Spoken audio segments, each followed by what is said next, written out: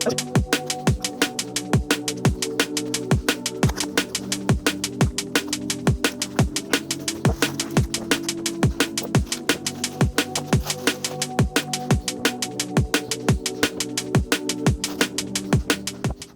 à tous et à toutes, c'est Gab Napo et aujourd'hui je vous présente la Thumb Go de chez Mackie.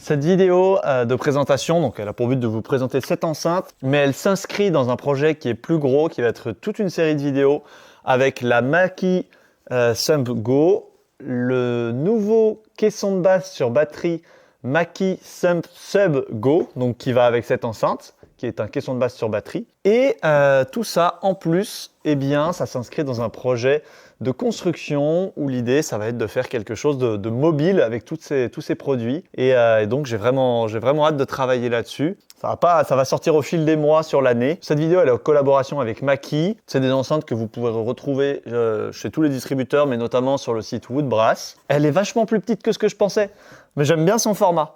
J'aime beaucoup son format. Elle a un petit style, franchement, j'aime bien.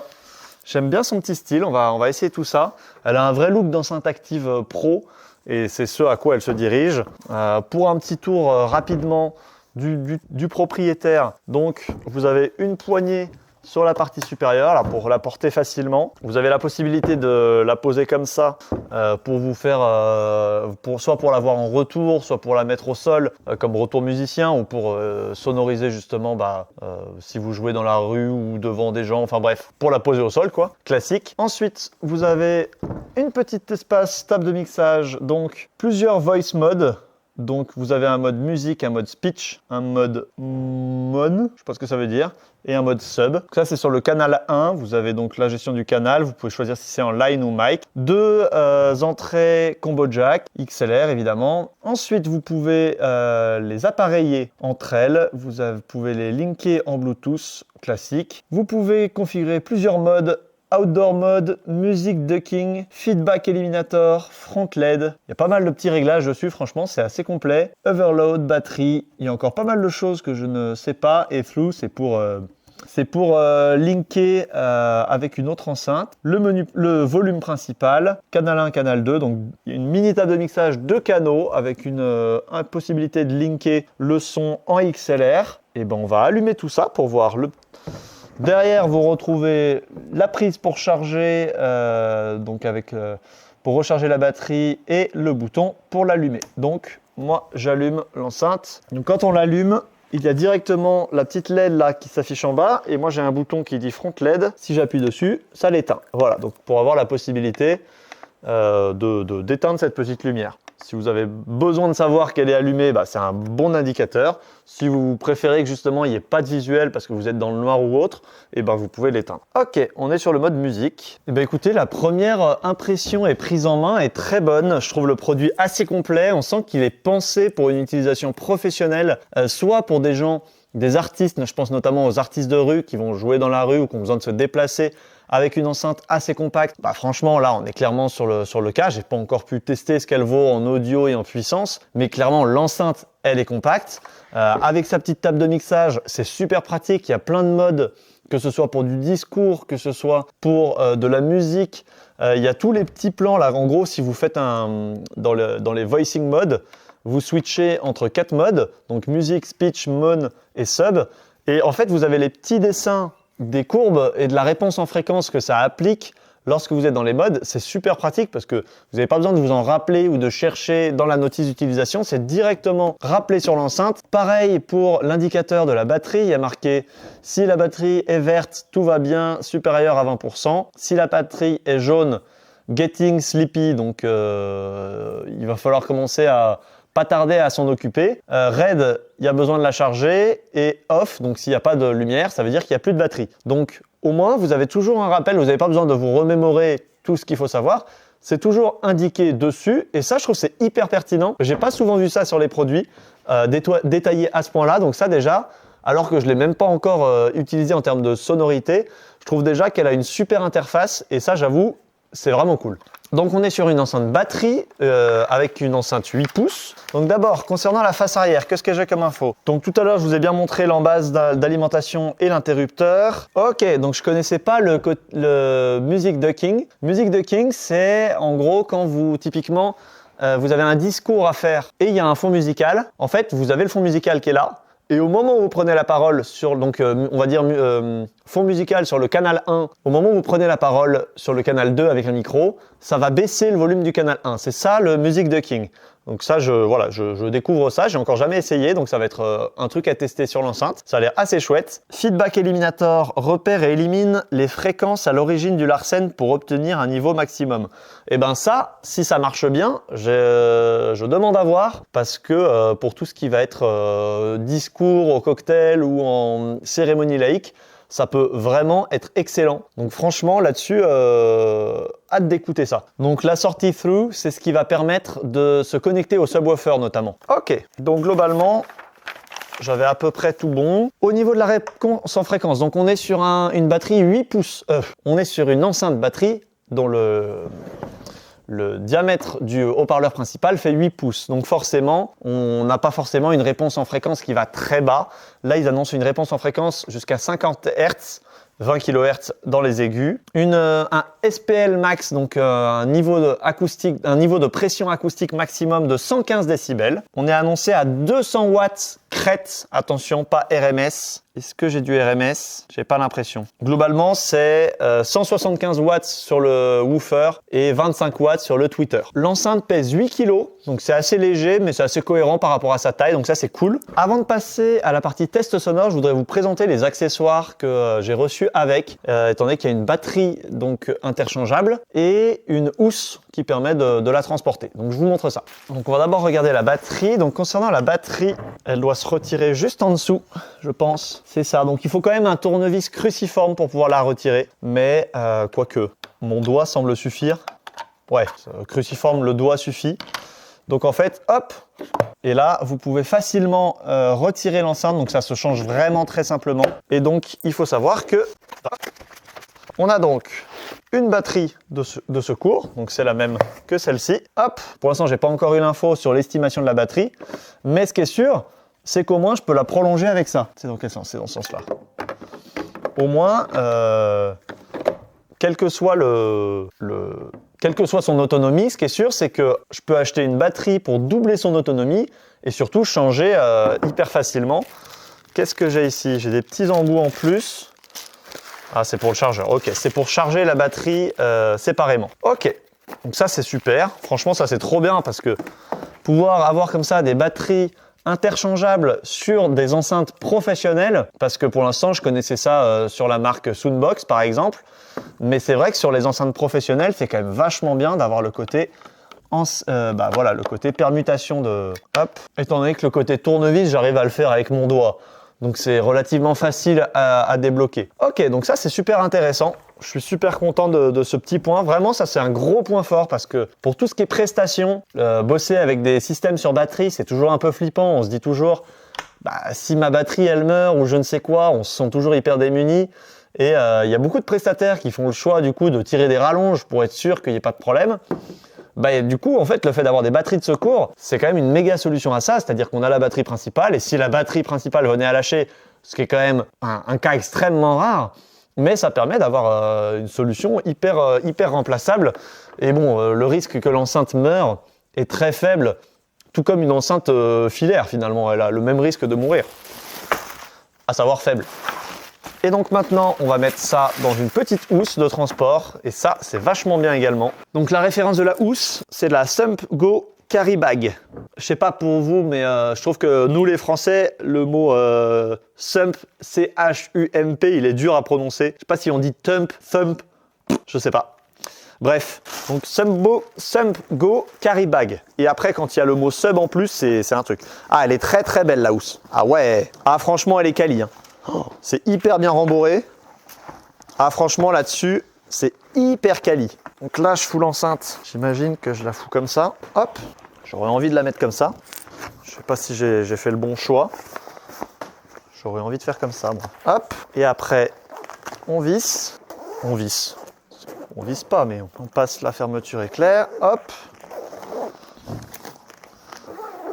Vous avez une sangle pour pouvoir la porter en bandolière. Et ce qui est pas mal aussi, c'est que là, vous avez quand même des poches qui ont l'air... Ah, elles sont bien scratchées. Ah ouais, elles sont quand même assez grandes. Et en fait, vous voyez la dimension de la batterie. On sent que c'est bien pensé quand même. Vous pouvez mettre des batteries, des micros, des câbles pour vraiment avoir un sac autonome. Et je pense notamment, je sais pas, pour un cocktail ou une cérémonie, vous pouvez vraiment faire votre kit cérémonie avec la housse. Parce que vous avez vraiment de la place des deux côtés pour mettre pas mal de choses. Et en fait, après, vous n'avez plus qu'un truc à trimballer en fait. Et ça, c'est vachement bien. Et franchement, ça en fait un super truc. J'ai des choses à essayer avec ça. Ça, c'est des très très bons points. Franchement, c'est bien pensé, c'est bien fini. Reste plus qu'à voir l'autonomie et la qualité de son. Mais là, pour l'instant, c'est un sans faute. C'est un sans faute. Hop. Ça, c'est magnifique. Je vais juste chercher mon téléphone pour mettre de la musique. Alors, comment j'active le Bluetooth? Donc, j'appuie sur le bouton pair. Généralement, pair, c'est pour appareillage, donc c'est pour connecter le Bluetooth de votre téléphone, par exemple. Et link, c'est pour linker deux enceintes entre elles. C'est ça la différence, même si ça utilise tous les deux le Bluetooth. Pourquoi ça ne fonctionne pas? Je ne détecte pas le Bluetooth. Ah, bah là, ça a marché tout de suite. Je l'ai éteint et rallumé et ça a marché du premier coup. Ok, donc maintenant que j'ai ça, je vais la mettre face à moi pour faire un petit test rapidement. Alors,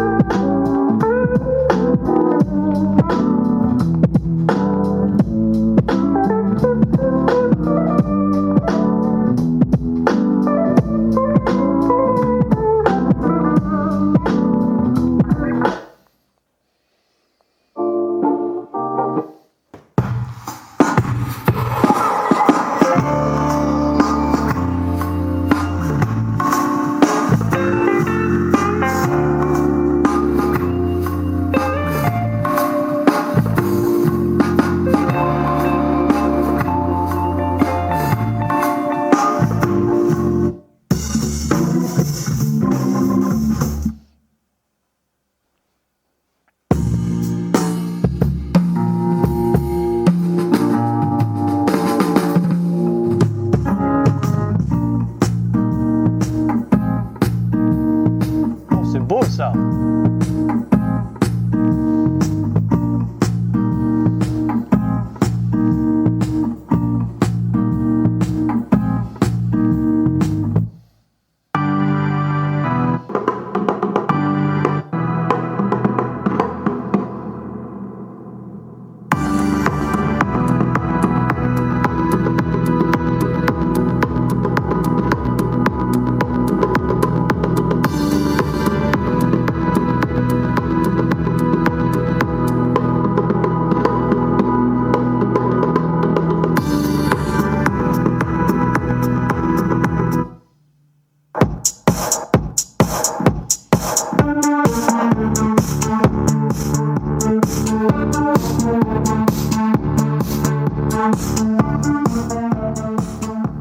Alors messieurs, dames, c'était l'objectif de ce petit test. C'est juste pour moi d'avoir un premier aperçu. De toute manière, je réalise toujours des vidéos test son. Il va y avoir des tests comparatifs avec subwoofer, sans subwoofer, vs d'autres enceintes un peu des mêmes gammes, d'autres marques pour pouvoir comparer tout ça et vous aider à faire un choix.